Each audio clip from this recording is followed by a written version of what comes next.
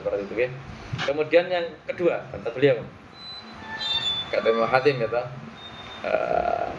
wa qadarul afiyah la ya'rifu illa ahlul bala. Nah, ini kata beliau, orang tidak akan pernah merasakan betapa bernilainya keadaan aman atau selamat atau afiyah itu la ya'rifu illa ahlul bala. Gitu.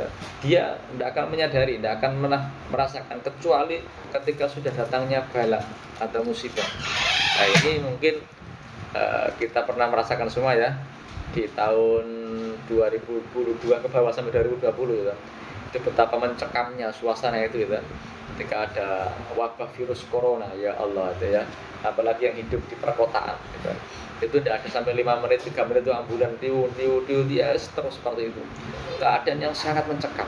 Lah itu orang baru sadar gitu. Baru nyadar ternyata hidup dalam suasana aman ini luar biasa indahnya. Hidup dalam suasana aman luar biasa tentramnya. Nah, tapi banyak orang tidak merasa. Itu kayak biasa-biasa saja tuh. Gitu. Jadi digunakan ketentramannya, keamanannya itu hanya untuk nongkrong, hanya untuk apa ya istilahnya perkara-perkara yang biasa.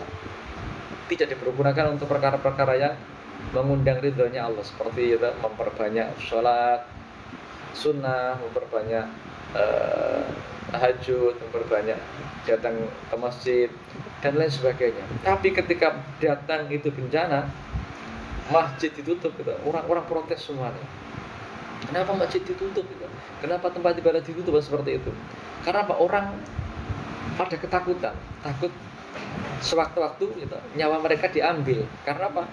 Ribuan kemarin meninggal dunia itu ketika virus corona itu ada virus corona itu. Nah, orang-orang karena ketakutan itu tuh ingin datang ke masjid, padahal masjid ditutup. Nah, kemarin waktu belum ada corona kenapa tidak datang ke masjid? Ketika aman itu malas datang ke masjid, malah datang ke tempat-tempat ibadah. Yang didatangi malah tempat-tempat dugem, tempat-tempat nongkrong, tempat-tempat hiburan gitu. Terus seperti itu. Padahal suasana aman, nyaman dan tentram ini adalah suasana yang sangat bernilai dan berharga yang harus kita gunakan sebagai fasilitas kita untuk memperbanyak kita mendekatkan diri kepada Allah Subhanahu wa taala, untuk bersilaturahim kepada sesama muslim, untuk bekerja dengan baik, untuk beribadah ke masjid dan kegiatan-kegiatan majelis taklim, kegiatan pengajian dan lain sebagainya. Itu suasana aman yang kita betul-betul merasakan kalau itu punya nilai, kalau itu berharga. Tapi kebanyakan kita terlena kalau suasana aman itu. Baru ketika nanti suasana mencekam karena satu wabah atau ada bala, kita baru berbondong-bondong cari tempat pengajian, cari tempat ibadah. Nah itu kan terbalik. Nah, makanya kata Imam Hatim, wa qadarul afiyah la ya'rifu illa ahlul bala. Orang itu tidak akan tahu betapa nilai dan berharganya keselamatan atau afiyah atau keadaan aman kecuali orang-orang yang sudah mengalami datangnya bala atau musibah. Kemudian yang ketiga, wa qadarul syihha la ya'rifu illal marid. Orang itu kata Imam Hatim tidak akan pernah sadar betapa berharganya kesehatan, betapa bernilainya kesehatan kecuali dia sudah dalam keadaan sakit. Nah, ini biasanya banyak yang mengalami ya. Kalau sehat tenang-tenang saja, kalau sehat biasa-biasa saja. Dan baru ketika datangnya sakit, biasanya yang berat-berat lah, sakit demam atau tipes atau mungkin sakit apa ya, yang sampai kita di infus atau diopnam, itu baru merasakan ya Allah ternyata sehat itu luar biasa indahnya. Ya Allah ternyata sehat itu luar biasa berharganya. Karena Pak, ketika sakit demam saja merasakan panas yang 39, berapa derajat saja, wah rasanya luar biasa. Nah, itu baru panas yang kita alami karena demam. Belum panasnya api dunia, belum lagi panasnya api neraka waliyadzubillah. Itu maknanya apa yang dirahmati Allah, ketika kita dalam keadaan sehat, maka pergunakanlah kesehatan kita itu untuk perkara-perkara yang mendatangkan ridho, perkara-perkara yang mendatangkan manfaat, syukur-syukur kemanfaatan lil muslimin, kemanfaatan lil umat Sayyidina Muhammad sallallahu alaihi wasallam. Nah, inilah termasuk orang-orang yang tidak diliputi penyesalan. Karena apa? Kesehatannya, anugerah sehatnya, anugerah afiahnya dipergunakan untuk perkara-perkara yang mengundang ridhonya Allah Subhanahu wa taala. Nah, orang-orang ini jarang yang sadar. Yang kesehatan ya biasa, ketika sehat biasa, begitu ya.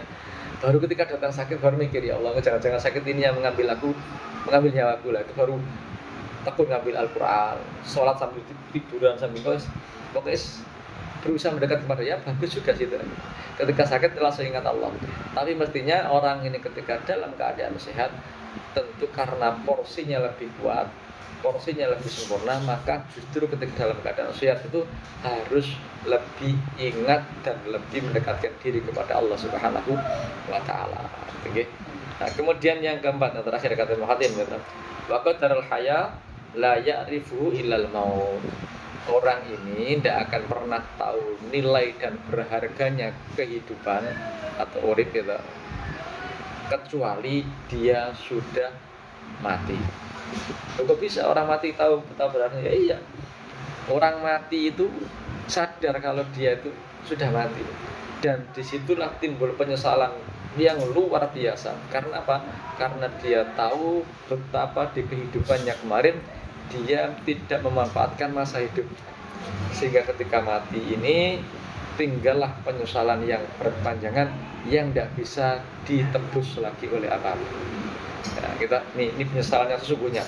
Kalau tadi gitu, ketika kita di usia muda itu, kita misalnya banyak membuang waktu di usia muda dengan nongkrong, dengan berfoya-foya, dengan santai-santai, mungkin bisa kita tebus di usia tua. Walaupun tidak sebagaimana kekuatan kita masih muda, tapi kita masih bisa menebusnya ketika di usia tua. Misalnya ketika masih muda kok kita tidak sempat belajar ngaji Al-Quran, tidak sempat belajar ilmu tentang sholat, tapi ketika tua kita ada hidayah, kita ada kesempatan, masih sempat kita belajar baca Al-Quran, walaupun dengan lisan yang terbata-bata masih bisa kita belajar sholat, belajar wudhu, masih bisa. Karena apa? Masih dalam keadaan hidup. Walaupun menyesal, nopo biar aku nemu orang ngaji, nopo aku biar nggak belajar agama. Ternyata ngaji, belajar agama, hidup, mendekatkan diri kepada Allah betul-betul indah dan luar biasa. Kenapa aku masih muda dulu kok banyaknya waktu aku pergunakan untuk main-main dan perkara-perkara yang sia-sia. Menyesal sih, tapi penyesalan yang masih bisa ditebus ketika usia masih muda. Nah, sama ketika dalam keadaan balak, ada musibah itu. Dalam keadaan ada musibah itu, orang mungkin merasa nyesel, kenapa ketika kemarin aman aku tidak, ketika waktu aman aku tidak banyak beraktivitas ibadah kepada Allah. Ketika aman aku tidak datang ke tempat-tempat pengajian. Ketika aman aku tidak datang ke masjid atau ke tempat-tempat ibadah yang lainnya. Ketika aman. Baru sekarang ketika ada bala atau musibah, dia terpikirkan untuk beribadah kepada Allah. Tapi itu kan tidak apa-apa, masih bisa ditebus ketika ada musibah itu. Dalam keadaan musibah dia rajin baca Quran, dalam keadaan bala dia rajin sholat, rajin tahajud, dan ibadah-ibadah yang lainnya. Masih bisa ditebus walaupun nyesel. Sama juga ketika nomor 3, ketika dalam keadaan sakit dia masih bisa sambil berbaring baca Al-Quran, sambil berbaring dia sholat, sambil duduk dia sholat, masih bisa ditebus. Tapi tentu kualitasnya tidak sama dengan ketika dalam keadaan sehat. Tapi walaupun dalam keadaan sakit dia masih bisa menebus penyesalan. Ketika sehat dia tidak berbuat yang kebaikan, yang baik ya. Nah, tapi ketika nanti sudah datangnya al-maut, kematian, inilah penyesalan yang sesungguhnya. Penyesalan yang tidak bisa lagi ditebus dengan apapun oleh yang meninggal dunia. Gitu. Semua menyesal orang meninggal ini. Baik orang yang pernah beramal baik atau beramal buruk, apalagi waladzillah, itu penyesal. Kenapa amal baik kamu menyesal? Ya karena ketika di kematian itu sudah mulai alam untuk pembalasan dari Allah. Gitu. Ketika hidupnya dia beramal kebaikan, dia akan dapat balasan kebaikan dari Allah. Dan dia nyesal, ya Allah, kenapa kebaikanku cuma segitu? Nek ngerti balasan kebaikan darimu begitu luar biasa indahnya ini, maka tentu aku akan lebih giat lagi berbuat kebaikan. Contoh misalnya ada kotak jalan yang isi 10.000, 10.000. Nanti ketika meninggal dia dapat balasan dari Allah kelipatan dari 10.000 itu, dia dapat balasan dari Allah Subhanahu wa taala. Dia nyesel, kenapa yang aku taruh kok 10.000? Kenapa tidak 100.000 atau 500.000 atau 1 juta? Tahu karena balasan Allah di alam barzah yang luar biasa besar, dia nyesel naruh 10.000. Ya seperti nah, apalagi orang yang berbuat maksiat, lainnya penyesalan yang sesungguhnya penyesalan itu.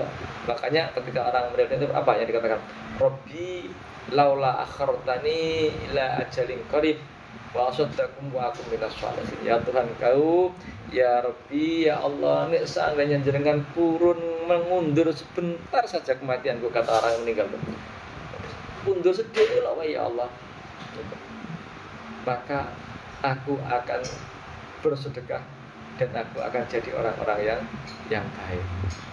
Rabbi laula akhartani ila ajalin qarib wa asaddakum wa akum minas sholihin. Iki penyesalan, iki bentuk rengean bagi orang yang telah meninggal dunia kepada Allah Subhanahu wa taala. Karena itulah penyesalannya sesungguhnya itu.